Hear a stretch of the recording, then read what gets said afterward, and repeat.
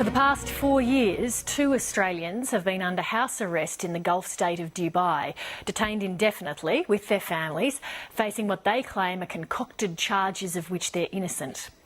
Matthew Joyce and Marcus Lee are accused of fraud against their former employer, a property development company owned by the Emir of Dubai. They've remained under house arrest despite an Australian court ruling that the case against them is fanciful and unreliable.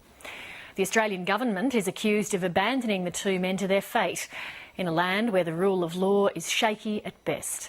Matt Peacock reports. It was the world's biggest building boom, a gold rush for developers. When it went bust during the global financial crisis, a criminal investigation into a web of business dealings trapped 2 Australians, Marcus Lee and Matthew Joyce, and their families still detained in Dubai after 4 years. I'm very concerned for their welfare. I've watched my clients deteriorate remarkably over the course of the 4 years I've been involved in this case. Arrested in January 2009, Lee and Joyce spent 7 weeks in solitary confinement in a police lockup. They were kept in jail another 4 months before they learnt about the corruption charges against them. Their wives had to surrender their passports to secure their husband's bail. They're not allowed to leave Dubai. Oh, the condition's terrible, really. Both Marcus and his wife, Julie, are in a very bad financial and medical situation. They've had to sell everything they own, and their health obviously has suffered immensely, having spent 4 years in this pressure cooker that they're in at the moment in Dubai. They blame their predicament on evidence provided to the Dubai authorities by the Gold Coast developer Sunland, but its executive chairman, Sahil Abedian, is unapologetic. He's broken his media silence, talking exclusively to 7:30. I really feel sorry for the family. I think that the family, they don't deserve what has happened to them. And the men? And I believe any single individual that is in any foreign jurisdiction is involved in any kind of business, they should uphold the law of that country. In 2006, Sheikh Mohammed bin Rashid Al Maktoum dreamed of turning his tiny Gulf state Dubai into a tourist mecca. The Crown Prince, Sheikh Mohammed bin Rashid Al Maktoum, has a $2 billion plan to save his country. He's ordered his kingdom to transform itself into the world's #1 luxury tourist destination. And the Crown Prince has a history of getting what he wants. Dubai, before the GFC, was just amazing. It was a matter of construction that you've never seen before in your life as an architect or a builder. Among the flood of expats working for the Sheikh were 2 Australians, Matthew Joyce, in charge of a Nahil subsidiary called Dubai Waterfront, and his commercial director, Marcus Lee. Also joining the stampede for a piece of the action in Dubai was Gold Coast developer Sunland, headed by Sahil Abedian. The market was one of the strongest markets that anybody knows.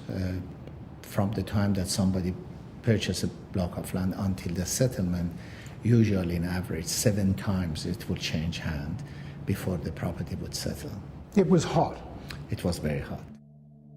The deal that landed the 2 Australians in hot water behind bars in Dubai involved a key block of waterfront land.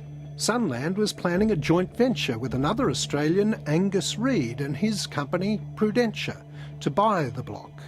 But just before the purchase, Sunland decided to go it alone and paid Prudentia $14 million to walk away. Sunland bought the block itself and looked set to make a handsome profit.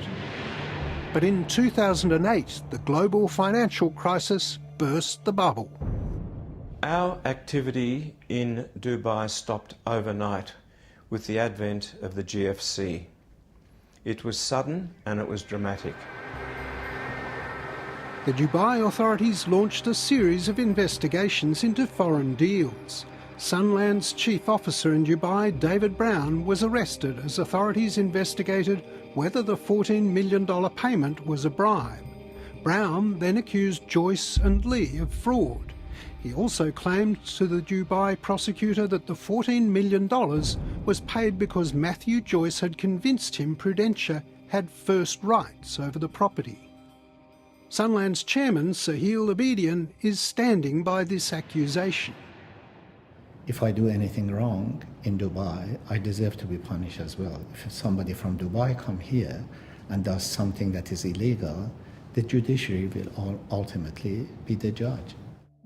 In fact, an Australian court has ruled on the case. After Sunland sued Joyce and Prudentia in the Victorian Supreme Court for misleading behaviour, the judge found its case was hopeless and was launched for the ulterior motive of securing Brown's release in Dubai.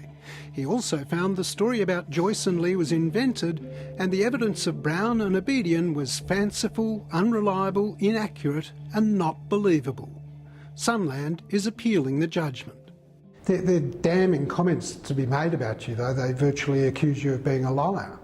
They have said that I'm a liar, but anybody who knows me, and you can pick up the phone from anybody, they will say that my whole being is about righteousness. While Sunland continues to insist that Matthew Joyce is guilty despite the Victorian ruling, it now admits that Marcus Lee has done nothing wrong. From Sunland's side, we did not have any claim against Mr. Marcus Lee. Mr. Marcus Lee has nothing to do with that case as long as we know. Well, the problem is that that's not what Sunland said to the authorities in Dubai. In January and February 2009, Sunland's man in Dubai, David Brown, gave 2 written statements to the authority in which he outlined his theory that Marcus was involved in this bizarre conspiracy to deceive Sunland. So it's all well and good for them to say now that they think he's innocent, but that's not what they've said to the authorities in Dubai. The Victorian court also described Sunland's stock exchange statements that it had not been under investigation for bribery in Dubai as misleading, and it's referred them to the Australian Security and Investments Commission. After 4 years' detention in the Arab Emirate, both Marcus Lee and Matthew Joyce, having paid huge legal fees and expenses, have nearly run out of money.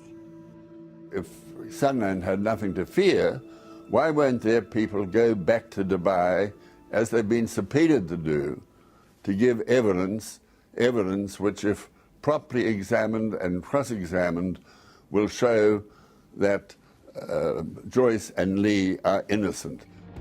The former Prime Minister, Malcolm Fraser, has urged the Australian government to take stronger action to see the 2 men released. If the case is to go on, another 4 years before the courts, a very probable conviction, 99% conviction rate for aliens tried in Dubai, which is pretty high, I believe the government should have done much more, especially because of the judgment of the Victorian Supreme Court, which has in the most emphatic terms said that these 2 Australians are innocent.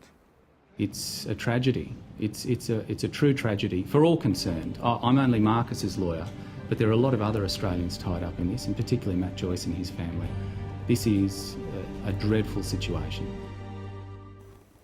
Matt Peacock reporting.